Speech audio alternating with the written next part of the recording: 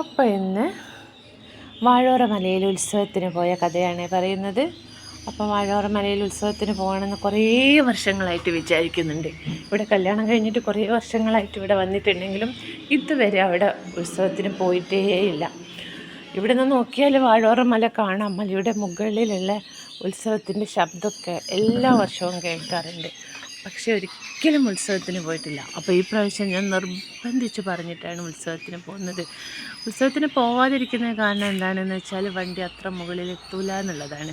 താഴെ എത്തിയിട്ട് ഇങ്ങനെ ഒരു മല കയറി സ്റ്റെപ്പ് കയറി പോയാലാണ് വാഴോറ മലയുടെ മുകളിലെത്തുക. അപ്പോൾ കയറാൻ പറ്റില്ല, ബുദ്ധിമുട്ടായിരിക്കും, അവിടെ കയറി എത്തൂല എന്നൊക്കെ പറഞ്ഞിട്ടാണ് പോവാത്തത്. പക്ഷേ ഇപ്രാവശ്യം ഞാൻ എത്ര ബുദ്ധിമുട്ടിയാലും ആ ഉത്സവമുള്ള സ്ഥലത്ത് പോകണമെന്ന് ഞാൻ നിർബന്ധം പിടിച്ചു. വെയിലും ചൂടും ഒക്കെ ഉണ്ടെങ്കിലും ഞങ്ങൾ ഉച്ചയ്ക്കാണ് പോയത്. ഭക്ഷണം കഴിക്കാൻ വേണ്ടിയിട്ട് രാത്രി ഒരു സിനിമ ബുക്ക് ചെയ്തത് കൊണ്ട് ഉച്ചയ്ക്ക് പോയി. അപ്പം സ്റ്റെപ്പ് കയറൊക്കെ കുറേ ബുദ്ധിമുട്ടായിരുന്നു. എന്നാലും കയറി അവിടെ എത്തി. ചോറ്, സാമ്പാർ, ഉപ്പേരിയൊക്കെ ഉള്ള ഒരു നല്ല സദ്യ ഉണ്ടായിരുന്നു. അത് കഴിച്ചു. അതിന് ശേഷമാണ് മുകളിലേക്ക് പോയത്. അവിടെയാണ് ദൈവങ്ങളൊക്കെ ഉള്ളത്. അപ്പോൾ അവിടെ പോയിട്ട് ഇങ്ങനെ പ്രാർത്ഥിക്കുകയും ഒക്കെ ചെയ്തു. വളരെ നല്ലൊരു വൈബുള്ള സ്ഥലമായിരുന്നു. കാരണം മലയുടെ ഏറ്റവും മുകളിലാണല്ലോ, താഴേക്ക് നോക്കുമ്പോൾ മനോഹരമായിട്ടുള്ള കാഴ്ചകളായിരുന്നു കാണാനുള്ളത്. അവിടെ പ്രാർത്ഥിക്കുമ്പോൾ വല്ലാത്തൊരു ശാന്തിയും സമാധാനവും ഒക്കെ കിട്ടിയിട്ടുണ്ടായിരുന്നു. അപ്പം അതെല്ലാം അനുഭവിച്ചുകൊണ്ട് കുറച്ച് നേരം അവിടെ ഇങ്ങനെ നിന്നു. ഗണപതി ഹോമത്തിൻ്റെ പ്രസാദമൊക്കെ കിട്ടി, അതൊക്കെ കഴിച്ചു. അതിന് ശേഷമാണ് ഞങ്ങൾ താഴേക്ക് ഇറങ്ങിയത്.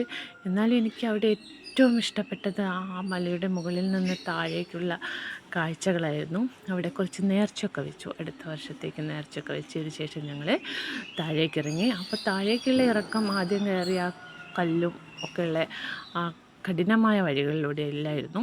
വേറൊരു റോഡുള്ള വഴിയുണ്ട് എന്ന് എല്ലാവരും കാണിച്ചു തന്നുകൊണ്ട് ആ വഴിയിലൂടെയാണ് താഴേക്ക് ഇറങ്ങിയത്. പോകുന്ന വഴിക്കൊരു ഉപ്പിലിട്ടതൊക്കെ വാങ്ങി കഴിച്ചതിന് ശേഷമാണ് പോയിട്ടുള്ളത്. അങ്ങനെ ഈ വഴിയിലൂടെ ഇങ്ങനെ താഴേക്ക് ഇറങ്ങുകയാണ് ചെയ്യുന്നത്. കുട്ടികളൊക്കെ വളരെ സന്തോഷത്തോടു കൂടിയാണ് ഇറങ്ങിയത്. അവർക്ക് പുതിയ കാഴ്ചകളും പുതിയ കാര്യങ്ങളൊക്കെ കാണുമ്പോൾ വളരെ സന്തോഷമാണല്ലോ. അതുമാത്രമല്ല, അതിന് ചുറ്റുമുള്ള പ്രകൃതി വളരെ മനോഹരമായിരുന്നു. പക്ഷേ അതിന് ചുറ്റുമുള്ള ആൾക്കാർ ഒരു പ്രയാസവും ഇല്ലാണ്ട് കയറുകയും ഇറങ്ങുകയും ഒക്കെ ചെയ്യുന്നുണ്ടായിരുന്നു. അവിടെ വീടുകളൊക്കെ ഉണ്ട്. അപ്പോൾ ഞാൻ ചോദിച്ചു, ആ വീട്ടിലുള്ളവർ ദിവസവും ഈ മല ഇങ്ങനെ കയറി ഇറങ്ങിയാണോ ചെയ്യുക എന്നൊക്കെ ചോദിച്ചിട്ടുണ്ടായിരുന്നു. പക്ഷേ അവർക്കതൊന്നൊരു പ്രശ്നമല്ലായിരുന്നു എന്ന് തോന്നി. എന്തായാലും ഭക്ഷണമൊക്കെ കഴിച്ച് വെയിലൊന്നും പ്രശ്നമല്ലാണ്ട് അങ്ങനെ ഇറങ്ങിക്കൊണ്ടിരുന്നു. അങ്ങനെ വൈകുന്നേരം അവിടെ എത്തിയതിന് ശേഷം വണ്ടിയിലാണ് തിരിച്ചു പോയത്. ചുറ്റുപാടുമുള്ള സ്ഥലത്ത് ഒരുപാട് ചെടികളും പൂക്കളും ഒക്കെ ഉണ്ടായിരുന്നു.